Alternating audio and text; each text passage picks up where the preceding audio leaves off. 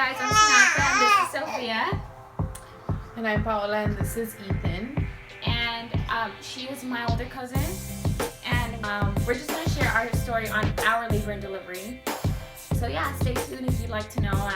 And for you future moms, so you guys can know what it might be like. Because you might or might not have a C-section. You never know and you'll find out. So shit can go sideways. I'm second. So stay tuned.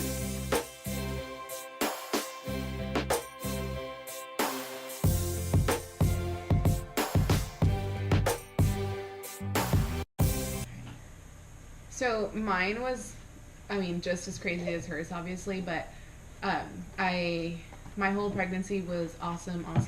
Everything went great. And then he turned down, so he was ready to come out any day. And then for my 39-week checkup, I remember I went to the doctor, and my doctor was like, "Oh, everything looks great. Let me see if you're dilated yet." And she checked and I wasn't, and she's like, "But you know what, I don't feel his head anymore." I was like, "What the heck?" So she's like, "Oh, we need to do a C-section because he's turned around now and we can't have him come out like that." She's like, "I can try to flip him for you, however it's really painful." She's like, "If I were you, I would just do a C-section." And like deep inside me I was like, "No, like I don't want to do a C-section." They call me like 30 minutes to schedule my C-section, and the lady was actually like, "Oh, our only opening that we have for your C-section is going to be tomorrow at noon." And I was like, "What? Like, you're telling me that I'm having a baby tomorrow in less than 24 hours?" I was like, "Do you have any other opening? Like, maybe the following week?" She's like, "No, like, we only have tomorrow." You just wanted that time to get mentally ready for it. Yeah, like I just had to do like last minute everything. So I was How many weeks like, were you? panicking. I was 39. 39. I was like such in shock. One, I was scared because I'd never had any surgery, nothing. So I was totally shitting bricks. And then that morning I get to the hospital and like I got super ready and I was super excited. And the second I like got into the hospital, like it hit me like, holy shit, I'm having a kid. Like I'm not even just having it like natural, I'm gonna have a surgery done. And they're like drawing my blood and taking my blood pressure, and like I'm all hooked up and we're all ready to go. And like we put the like I walk into the operating room and there's like so many people in there, so many lights. Like I'm sure if you've ever had a surgery done, like you know what I'm talking about. But to me it was intimidating because I've never done anything like that. And the coolest thing was that they were playing music. But when I walked in there, I was like, I thought this was like, this only happened in like movies where like surgeons are playing like cool music, Really? My surgeon was playing any music? Really? Yeah. He was playing it. They were playing music, and I was like, "Dude, this is so cool. Like, I thought this only happened in movies." And she's like, "Oh," I was like, "I'm so nervous. Like, I'm really, really nervous, guys." They're like, "You really don't even seem that nervous." But then they're like, "Do you want us to play like something better, like something like more like your kind of music?" And I was like, "Yeah." I was like, "You're not gonna really like my music." I don't. It might be because yours was planned. Like it was Probably, kind of planned. Yeah. So they asked me what kind of music I wanted them to play, and I was like, "Can we play Drake or like The Weeknd so I can relax?"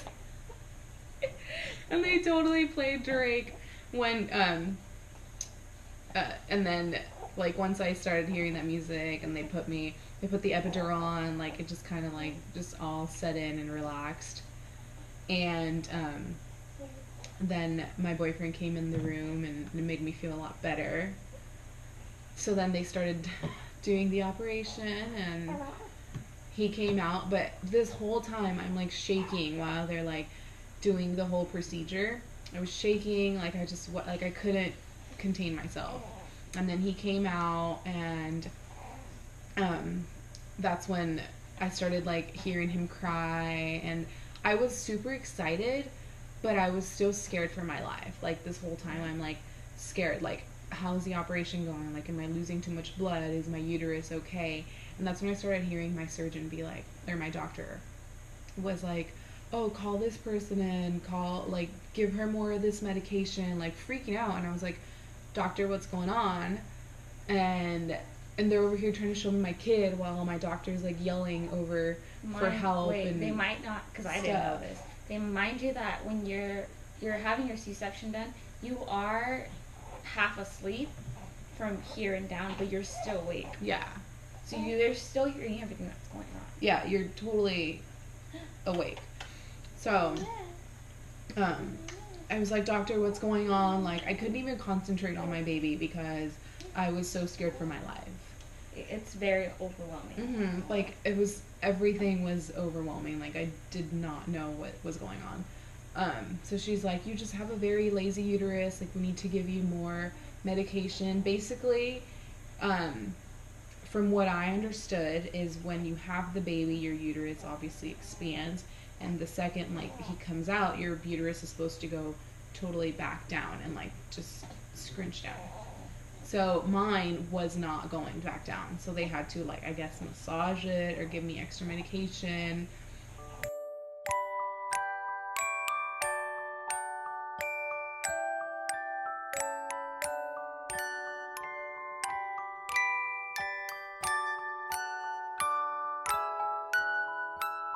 So, on the other hand, my C-section was not planned.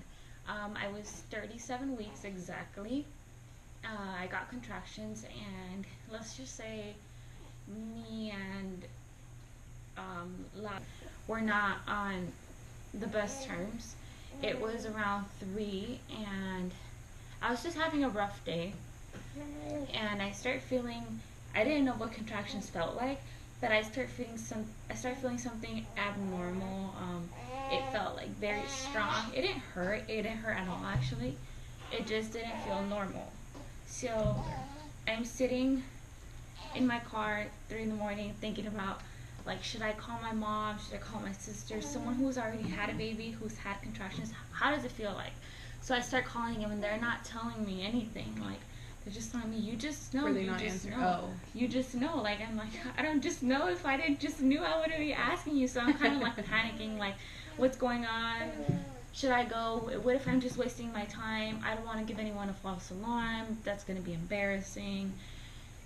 This and that. So, and it felt too early, but I also felt an instinct, like it's happening. So I drive myself to the hospital. It's around 3 in the morning, and I get there, and I'm a little bit scared. So I break down when I get to the receptionist, and she's like, how may I help you? And I just break down, like I just bust out in tears, and she's like, are you okay? And I'm like, I can't even talk. I'm like, it's because, like, I don't know what's going on, and I can't even explain myself. She's like, she obviously sees I'm pregnant. She's like, okay, I'm gonna walk you over there. They try putting me in a wheelchair, and it just makes me more anxious. Yeah. So I'm like, no, I can walk. I'm not, like, over exaggerating and, like, making a scene, but I'm just, like, just very scared. So she's like, I was like, no, I want to walk. So they walk me over to labor and delivery emergency, and me down on the bed, and I'm by myself. Nurse comes in, she's checking, and the monitors start marking contractions, very strong contractions, every 3 minutes. And she's like, okay, you're contracting so much. So she checks how wide I'm open. She's like, you're open 1 centimeter, and she's like, we're just gonna keep you here for like 15 more minutes, but most likely it's a false alarm. And this and this and that. So then they start seeing that my pressure is super high, like super high. And your blood pressure? Yeah, like really high. And she's like, they're scared for me, and I'm looking around like, what's wrong with me? Like, what's going on? There comes in, and he's like, okay, put the IV in. We're going in. And I'm like, what? So I bust out in more tears, like dramatically. This time it's really dramatic. I'm like, no, I just want to go home. Like, what do you mean we're going in? He's like, yeah, 10 minutes. We don't have any more time. And I'm like, what? Like, I've only been here for an hour and I feel fine. He's like, no, we're going. We have to go, like, now. Do you have anyone to call? Did you come here by yourself? And I'm like, yes, I came here by myself. And like, they just made me feel a lot worse. And so I'm calling Lalo, and he's not answering me. And mind you, he's mad at me, and we're mad at each other. So he's like, I'm at the hospital. He's like, why are you lying? And I'm like, I'm not lying. I need you to come. Like, I'm going into my surgery, C-section, like right now. He was in the C-section? Yeah, like right after I got induced, you know how they let them in? He was able to go in.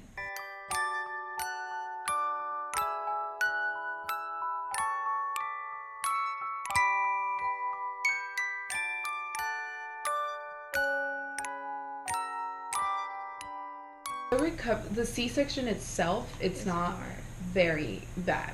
Like, it's not, like, yeah, you're not in pain. What you do feel is just the recovery. Yeah, you feel like pulling and tugging, and it's a very overwhelming process. However, when you get home, it's a whole new ballpark. Like, not being able to care for your kid how you would like to if it was a normal baby.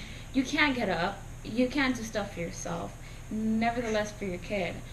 And it's just hard. It's really hard because how I thought I had like postpartum depression was because I got home and I live on the 3rd story, so I couldn't go up and down the stairs. My doctor was like, no, you need to go up or down once a day. Like, it's not like you're gonna be out and about. And I'm the type of person that, like, you can't stay I still. can't stay in the house. Neither like, can I. The house gives me anxiety. So, like, I need to be out there. I need to see sunlight every day. So, not being able to go out was the hardest thing for me. And, like, my boyfriend, like, I would, like, always get mad at my boyfriend for no reason. Like, I would, like, see him and, like, it just bothered me. Yes. I was like, why are you standing? Like, sit down. Why are you sitting? Stand up. Like, it was just, like, I was hard. a bitch. Or I would just start crying, like, out of nowhere.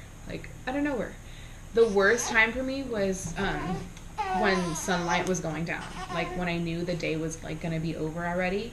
Like, that was just the worst. And you hadn't been out of your house. Yeah. It just like, I hadn't been out of my house or anything. I think first baby and C-section together are the worst combo. It's hard.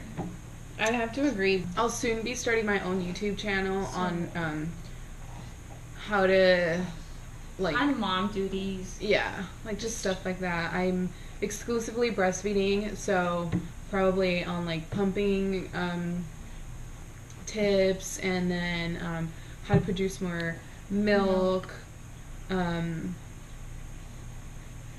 then, like, my storage and stuff like that. So just all mommy adventures. Yeah, I'm going back to work soon, and I'm, like, so not excited about that. That's the worst. It's the worst feeling, honestly. Like, I get anxiety thinking about leaving my kid. I remember before I had her, I used to always say, oh yeah, I'm gonna go back to work. No, I don't want to go back to work. Exactly. It doesn't work that way.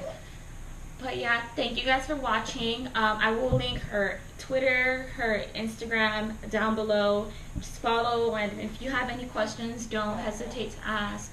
And yeah, the mom life, we're all here to help each other. Mom life. Thank you guys for watching. Till next time. Bye.